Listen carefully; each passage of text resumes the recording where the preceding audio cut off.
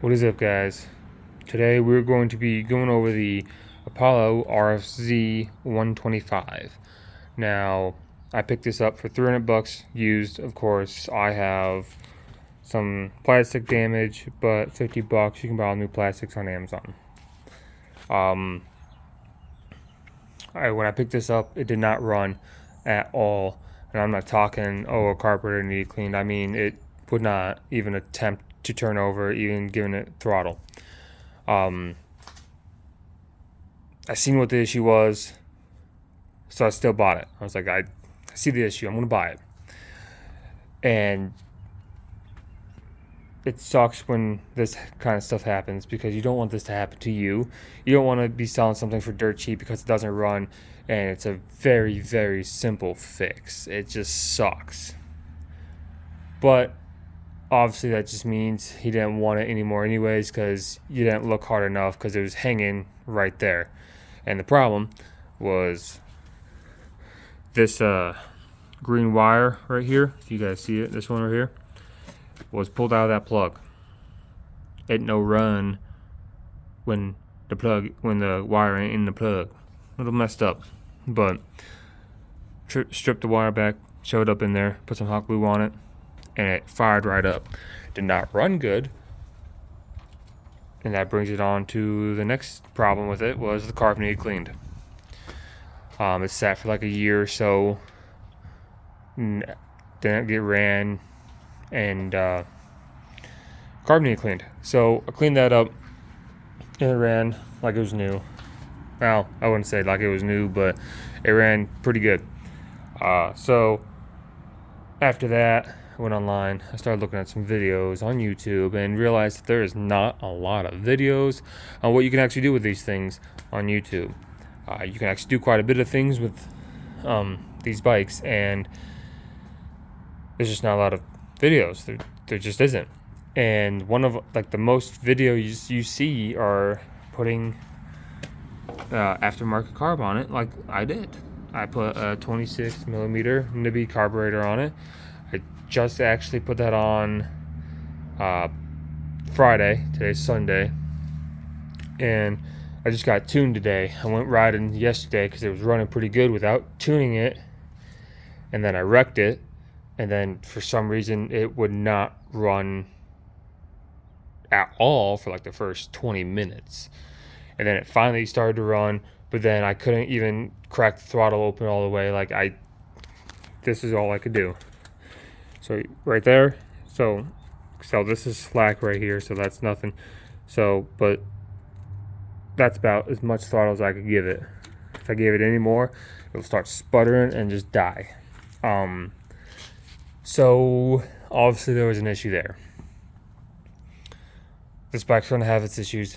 It was 300 bucks. It was used, and I don't even know what year this was bought in. I don't know, because the owner that I bought it off of, he wasn't even the first owner. He was the second owner. So who knows how old this actually is. But it's been good so far for the last week that I've had this. And so another thing I did was right here. The guy when I bought this is the clutch handle, and it had a bike brake handle, like a brake handle for your bicycle, on here for the clutch. So obviously the guy broke it, even though the stock ones are the breakaway handles like this one, or the non-braking handles like this one. They still broke, and I know they break because the brake I broke when I wrecked it Saturday.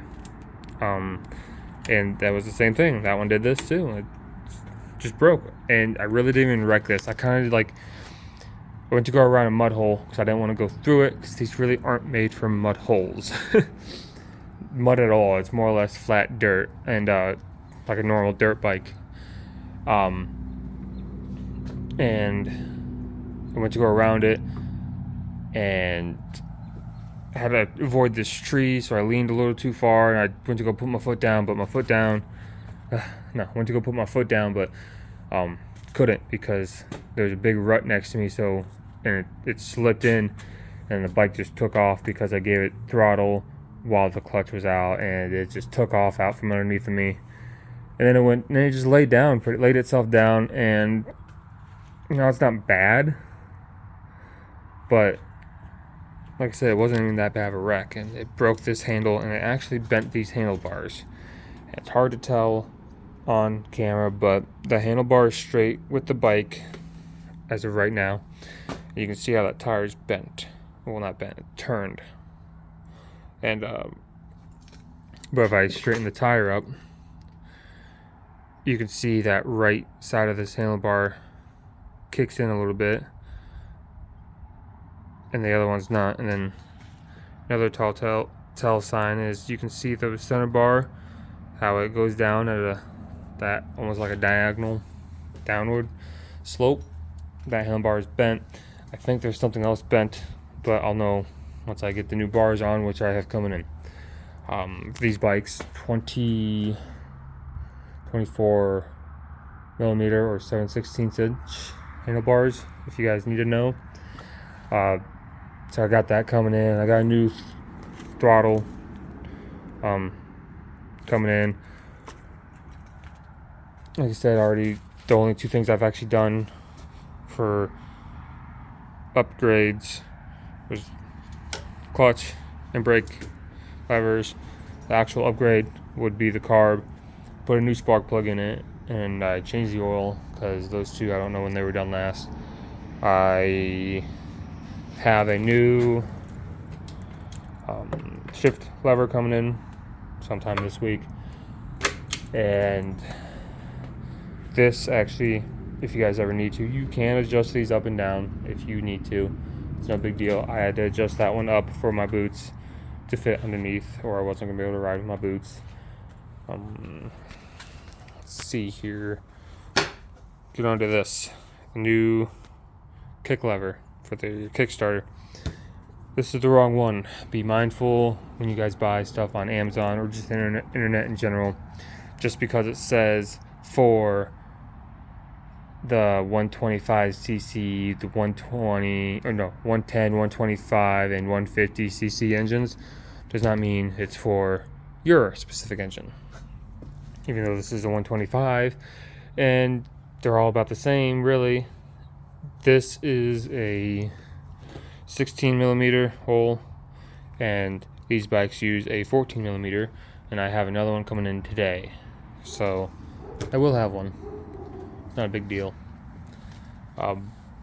Rear brake works. I just don't have a you can see the need to have a little thing coming out for it. I don't know why that was missing when I bought it.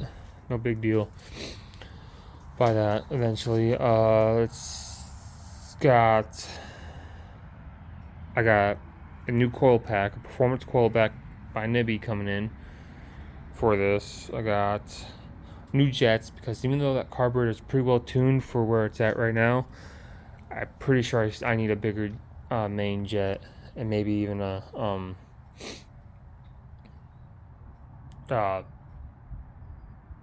what's it called? The other jet. We're just gonna say the other jet because I'm losing my mind with that one. But I know I need a bigger main jet, and this other jet needs change too. It's a 40, and then the main jet is a 118, and I'm going to need about like a 120 to a 125 main, like a 48 for the other. For this to run the way it's supposed to, it runs pretty good. I can fire it up right now. It should fire up first first kick. Should. It better. But let's see here. Oh yeah, it fires right up. As you can see. Pretty good. Like it's a good bike. It really is. For $300, I'm not complaining. Like I said though, it's $1,200 shipped to your house, brand new. which also is not bad.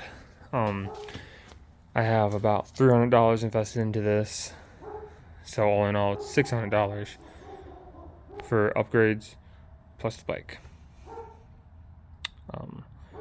I will do a lot of videos on all the upgrades.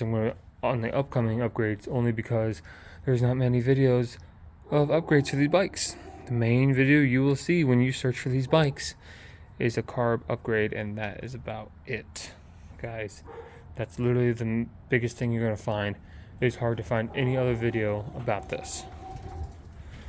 With that being said, you guys like this video and you want to see more with this bike, please hit that subscribe button, push that bell for notifications for when I post a new video, and I'll see you guys next time.